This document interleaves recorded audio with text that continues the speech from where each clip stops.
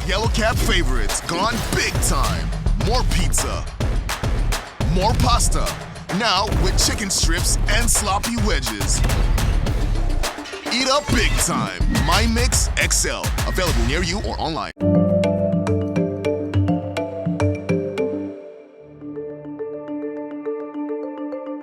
The Department of Education says on Monday, August 29, it is probing reports of alleged sexual advances made by 6 teachers on students at Bacoor National High School in Cavite. In a text message to Rappler, DepEd spokesman Michael Poa says the school division office of Bacoor, Cavite was alerted about the problem last week. The DepEd says it is investigating 6 teachers, but a Rappler source says there were 5 other abusive teachers.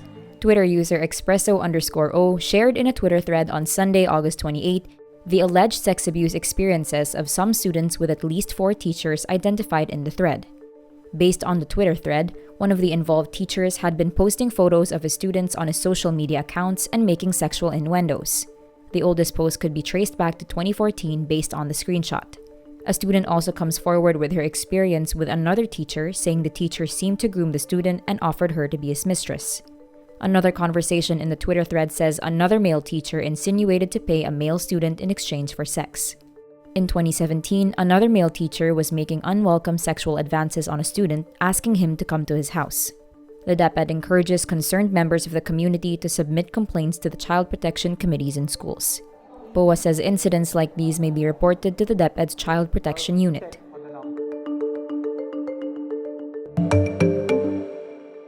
In commemoration of National Heroes Day, President Ferdinand Marcos Jr. pays tribute to the great heroes of our nation at the Libingan ng Mga Bayani in Taguig City, where his late father was given a rushed hero's burial years back. In a speech Monday, August 29, the President, who is the concurrent Agriculture Secretary, honors workers from the agriculture and industrial sectors.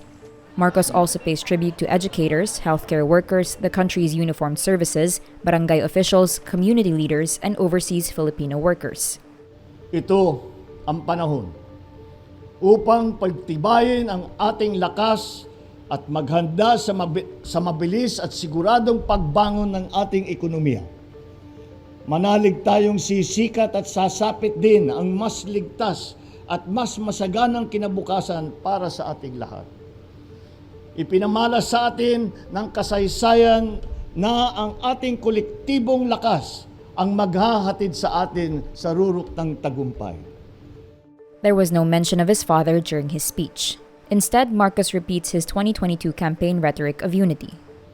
Gamitin natin ang ating kakayahan upang panibaguhin ang ating kapiligiran para sa higit na ikabubuti ng lahat.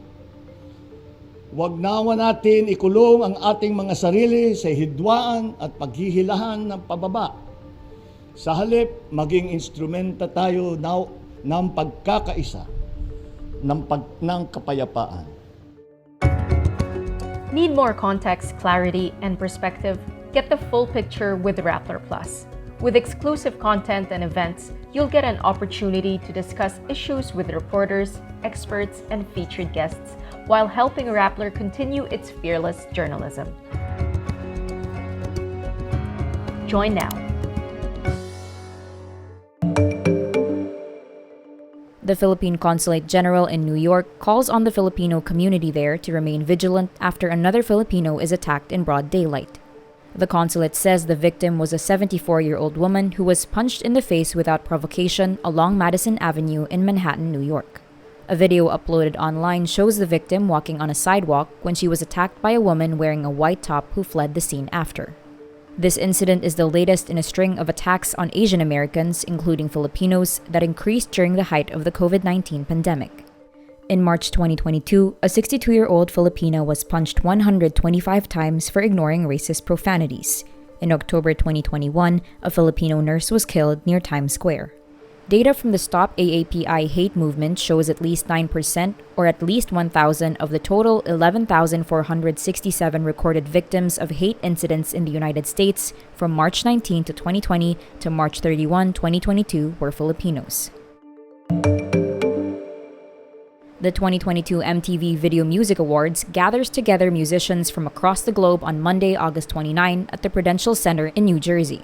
Hosted by LL Cool J, Nicki Minaj, and Jack Harlow, the 3-hour event features performances from Anita, Blackpink, Lizzo, Marshmello and Khalid, Nicki Minaj, Panic at the Disco, Red Hot Chili Peppers, and more.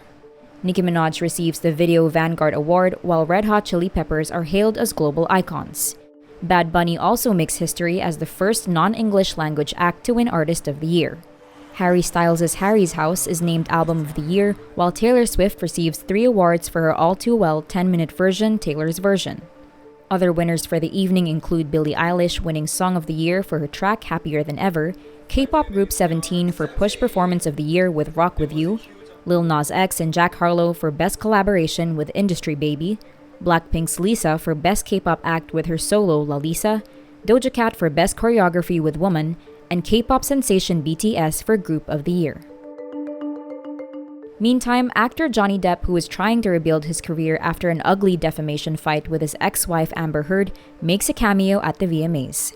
Depp makes a digital surprise appearance as a floating astronaut, referencing the VMA's moon person statue hovering above the crowd and joking about needing the work. In June, Depp won a near-total victory in his legal battle with Heard, who had accused him of physical abuse. Taylor Swift announces she is releasing her new album Midnights on October 21. The 32-year-old singer drops the bombshell announcement following her surprise appearance at the 2022 MTV Video Music Awards. 45 minutes after the show ends, Taylor releases the teaser for the album. In her caption, Taylor says Midnights is composed of stories of 13 sleepless nights scattered throughout her life. The singer also describes her upcoming 10th album as a, quote, collection of music written in the middle of the night, a journey through terrors and sweet dreams. Midnights marks Taylor's first new album since 2020, when the singer surprise released Folklore and Evermore in July and December 2020 respectively. Since then, Taylor has been re-recording her older music after disclosing in November 2020 that she doesn't legally own the masters of the records of her previous albums.